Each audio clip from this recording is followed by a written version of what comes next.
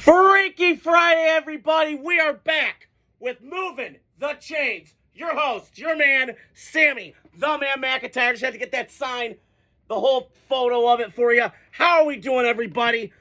Wow, that game last night was something else. Commanders short week, looked like shit. I'll dive into them. Green Bay, Aaron Lanham, I'm talking to you, brother, and your dad. Steve, and everybody that's a Packer fan, that was exceptional last night.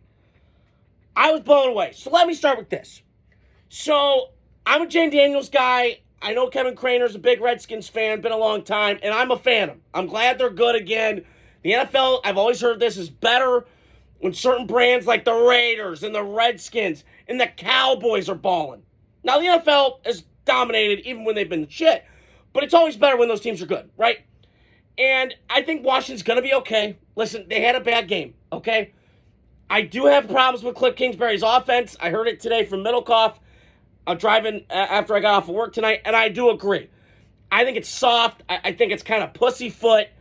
But Jane Daniels is so damn gifted, so damn athletic, so damn good. He can mask it. But here's my downfall with the spread shit, with the 5 wide and the air raid. I saw it with Johnny Manziel. I saw it with Kyler a little bit, and now I'm seeing with Jaden. Is that the minute you play that spread offense look, you're kind of fooled. Because you play these fronts, they're physical fronts, the front fours or whatever, they're always physical. When you get a Green Bay, when you get a Philadelphia, it's a different looking animal. And I saw it last night. Jaden Daniels was running for his life last night. And they're banking on a kid that needs to be great automatic. The tackle from Oregon, who I believe they took late in the first round. This is not like a bad team where you can just go, yeah, we'll keep our lumps. No, Washington's throwing the kitchen sink. They got Jay Daniels on rookie contract. You've got to go make this happen. And the other thing last night was their secondary got eviscerated last night. I love the Trey Amos kid from Ole Miss. He's a stud. And listen, they swung and they missed with Lattimore, who I've always liked, but he's old. He's been elite since 17. He's kind of ebbs and flows, been solid, been shitty. But last night, and again, I applaud the Redskins for making that move at the deadline last year. They had to. They just, their secondary was kind of a mess. They get a guy that, has been in the NFC a while, knows these receivers in and out, played against Terry McLaurin, played against Mike Evans, had his battles. So I understand it from that perspective, from Adam Peters and Dan Quinn's perspective. But he's just a guy anymore that just can't run. And it's different at wide receiver because you can run a 5 flat. I don't know, that's probably what Keenan Allen, his 40 time is. But when I watch Keenan Allen, he can still get in and out of breaks. But when you're a DB, it's a different ballgame, different animal, different beast. So, listen, Washington is going to be okay. I still like a lot of elements of this team. And we got to take into account also is that they didn't have Terry McLaurin. He came in late to camp. So you had that whole situation go down. You're trying to get everybody on the same page. Anymore, you don't have a lot of time in training camp. I get that. You're trying to get guys up to speed. So I'm not going to jump too much into it. And listen, their defense ran into a buzzsaw last night. I think that's what it came down to with the Redskins. I know they're Commanders, but I'm still calling them the Redskins. That's just how I know it, okay? I'm not going to get on this high horse of what their name should be called. I don't give a shit, okay? You could pay me not to give a shit less, okay? Well, my point is they're the Redskins until otherwise, okay? So my point is, I think, and listen, they're going to be okay. And just in my recap with the Redskins, they're going to be okay. It's one game. They got a long leash until they play my Raiders. Now, hop into Green Bay. Maybe, Raiders can take some stuff from Green Bay. But this is a different animal. I was concerned last night going into that game. I'm like, I don't know how Green Bay's going to handle this. And they did exceptional. But the only knock I have on this Cliff Kingsbury thing, and I said at the top, it kind of worries me with this spread look.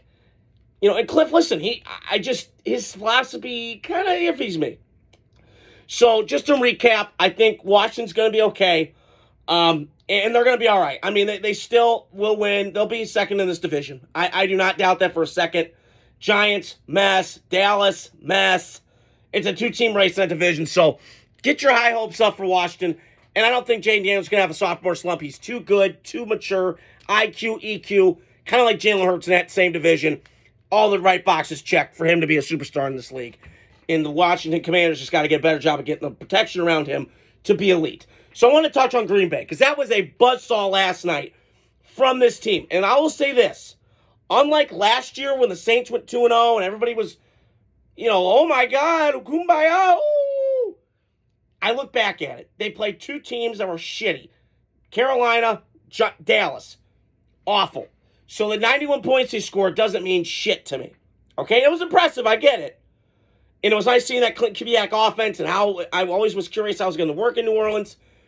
A departure from Sean Payton's offense, what it went.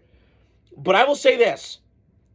This Green Bay team might be the best I've seen since Aaron Rodgers. Like his prime. And I'm not bullshitting. I know Coward said it, and I'm trying to form my own opinions. But I'm telling you right now, them getting Micah Parsons is absolutely amazing. Thank you, Jerry. That's the memes going around Green Bay, and they had a mural outside of it. It's just awesome. And I cannot wait. When December hits, I got Aaron Lanham and his dad. Shout out to you guys getting me tickets. We're going to a Packer-Bear game. I cannot wait to see Lambeau. Under the lights, frozen tundra, tailgating, got my Favre jersey on. I'm ready to rock. I'm ready to roll. And I will say this. We all make fun of the Packers. And listen, I've been critical of them at times because I just think they've had 30 years Hall of Fame quarterback play, and you've got 2 Super Bowls still for it. Not good enough. But I will say this. I saw some stats yesterday. Since 92, and this is what's crazy. Everybody's saying the Lions. And listen, Mike Hessick, you know this. I bought in the Lions a little bit. Because I was like, man, they got Ben Johnson, they got this core, they got this team, and I'm like, yeah, all right. Maybe they might take the North. And then they got rid of Ben Johnson. Then they lost some coordinators. And then they went in-house. They got kind of comfortable. They didn't get uncomfortable. They got comfortable. And now I feel like it's Green Bay's division again. Now, it could be wrong. Detroit's still good enough to win this division. But as I'm looking at it right now, I don't know. Now, they should beat the Bears this weekend. The Lions get back on track. I picked them to win. That's a 6.5-point spread. Take that all the way. Detroit's going to be playing with pissed off, angry energy all day long. Aiden Hutch and those boys. So, I'm looking at these stats here, and I wrote them down before I got on here. It's great having you guys on tonight. The winning percentage of Green Bay Packers since Brett Favre got there in 1992, when Ron Wolf and Mike Holmgren came around, .630, first in the NFL. Playoff wins, 24. I thought they'd have a little bit more. Had some sinkers in the playoffs. That's okay, it happens. 24 playoff wins, second all time since that time. 15 division titles, tied for second. Points per game, first. And points allowed per game, 20.5, fourth, which is kind of shocking because in the playoffs sometimes they give up 45 and that to the Cardinals, and sometimes Seattle and Arizona had their little blip run with Carson Palmer. So it just goes to show, again, organizations matter in this league, okay? And it just goes to show, Chicago, get your shit together. I mean, I've always said this. Minnesota and Green Bay are the most well-run in those divisions. I mean, I think Detroit still is with Brad Holmes and that crew. But I just marvel at Green Bay. They just know what they're doing. And I was here. This is another nugget I kind of caught tonight. Was that they always mismatch the coach and the GM, right? They had Holmgren, Wolf, Holmgren. That worked. They got along. Phenomenal. And then they had Ted Thompson, Mike McCarthy. Got it. Worked. 10 years. Won a Super Bowl. Very successful. And now they got Gutekunst on the floor. And I have a feeling they're going to get a Super Bowl in a couple of years. It could be this year. And the statistic's kind of funny. Like 27 is the magic number in Green Bay. Favre got his. Rodgers got his. And Jordan Love got his. And they also, Green Bay, the other thing is they're very patient. That's the other thing we keep forgetting. They're very patient. They go against the grain in the NFL. Everybody's rushing. Everybody's just throw the kid to the wolves. Let's see what happens. This team waits and they develop and they get this thing going. They also got a benefit because they don't have an owner. Nobody meddling on them. And it matters. And that atmosphere is just so cool. And I cannot wait for December. I can't wait. And it was awesome last night. And that defense, that was a great hire by the Packers. And they went outside the box. And it was hard for Matt LaFleur to get rid of his buddy Joe Barry. Because at times, listen, when you know somebody 15 years, I don't care what kind of life you're in. It's hard when you let go of somebody with that kind of friendship for 15 years. However, when you mix business and that, it gets a little complicated. We know this. But I'm glad the Green Bay Packers went outside the box.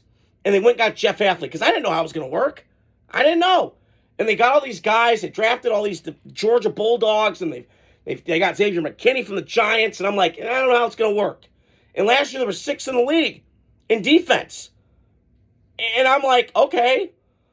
Well, now this year they added Micah Parsons, and they look exponentially better. Because that's what happens when you add a elite game wrecker, F the play up kind of player. And Micah Parsons is that. Now, I don't know if he was just tired in Dallas or if he lived off his money. I don't know. Dallas is a circus, okay? And I think with Green Bay, when they've done this right, and we keep forgetting, they had Reggie White, they got Charles Woodson, and they got this kid. And I do believe this year, if I'm looking around the NFC, Philadelphia is the only team that could compete with Green Bay. I think Tampa Bay's good. They're a threat. I think Detroit. I think Minnesota. But, man, you get close to that January, those teams that are warm weather, the Tampas. Now, listen, Baker can play. He played in Cleveland, so he's used to cold weather. But you look around these other teams, Minnesota Dome, we don't know. But I just last night, it's been a minute since I've seen Green Bay defense play this good, this fast, this electric. And they've led in these games. They played the two best offenses last year in terms of efficiency, in the Lions and the Redskins, and they have destroyed them. Now listen, they've left some points on the board. There's no doubt about it. They got to clean that up. Some dumb penalties, stupid shit. They'll get that figured out. They got a long way until their next game. Excuse me. But I was impressed last night by Green Bay. They are, him and Love are just in sync. I kind of felt like Aaron and Matt LaFleur near the end. Aaron was kind of the hippie, and Matt LaFleur was kind of like Chucky, kind of mixed with like a smart guy. And I kind of feel like I love that Matt has some of that Chucky, want to play. I'm repping my Chucky tattoo here. Want to play with the snarl, and he's got that look, and he's got that piston. He's got that fire. And sometimes it bites him in the ass, but I just was admiring Green Bay last night. That was a phenomenal win. Quality win against a really good team last year that made the NFC Championship game with a rookie quarterback, which is hard to do. So just to recap, Washington, they're going to be okay. This has got a chance to be a playoff game again. And Green Bay, elite right now. Their defense is flying around. Their offense is potent. Run the ball, physicality. Their O-lines are always good. Exceptional. So that's all I want to touch on here tonight. College football tomorrow. I got NFL stuff I'll get to you guys. Adios. Godspeed. Freaky Friday.